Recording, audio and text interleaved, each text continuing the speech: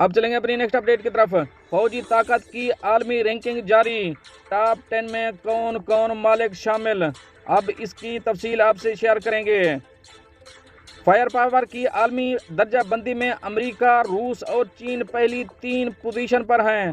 پاکستان بھی ٹاپ 10 میں شامل ہے جو 9ویں نمبر پر ہے۔ بھارت 4تھے نمبر پر ہے، ترکی 8ویں نمبر پر ہے، 13ویں، 14ویں اور 15ویں نمبر پر انڈونیشیا، ایران اور مصر ہیں، جبکہ سعودی عرب 23ویں نمبر پر ہے۔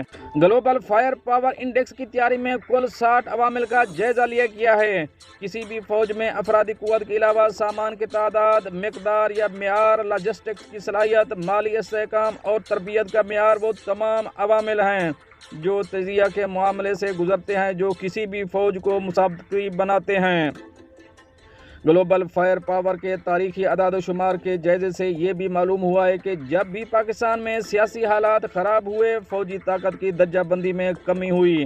کسی بھی فوج کی مجموعی طاقت کا درست اندازہ اس کے مواصلاتی صلاحیت کے ساتھ ساتھ اس بات پر بھی ہوتا ہے کہ وہ کس حد تک اور کس درستگی اور رفتار کے ساتھ کسی ہنگامی صورتحال میں اپنی ہی زمین پر مؤثر طریقے سے کام کر سکتی ہے۔ امریکہ اس معاملے میں اب بھی بہت آگے ہے۔ دنیا بھر میں اپنے فوجی اڈوں کی مدد سے امریکہ دور دراز علاقوں میں بھی اپنی فوج کو تیزی سے متحرک کرنے کی صلاحیت رکھتا ہے۔ گلوبل فائر پاور انڈیکس میں 145 ممالک درجہ بندی کی گئی۔ ٹاپ 25 میں پاکستان کے علاوہ اسلامی دنیا سے ترکی، انڈونیشیا، ایران، مصر اور سعودی عرب بھی شامل ہیں۔ گلوبل فائر پاور انڈیکس میں پاکستان رینکنگ 2023 کے مقابلے میں کم ہوئی۔ سال 2023 میں پاکستان ترقی کرتے ہوئے 7ویں نمبر پر آ گیا تھا۔ سال 2022 میں پاکستان کی رینکنگ 9 تھی، تاہم رینکنگ میں 2 درجے بہتری کے بعد اس نے 7ویں پوزیشن حاصل کر لی تھی۔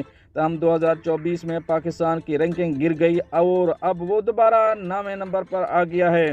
اس کے باوجود پاکستان اب بھی دنیا کی پہلی 10 فوجی طاقتوں میں شامل ہے۔ دوستو یہ تو تھی کچھ اہم اپڈیٹ جو آپ سے شیئر کری ہیں۔ ملتے ہیں نیکسٹ اپڈیٹ کے ساتھ نیکسٹ ویڈیو میں، تب تک کے لیے اللہ حافظ۔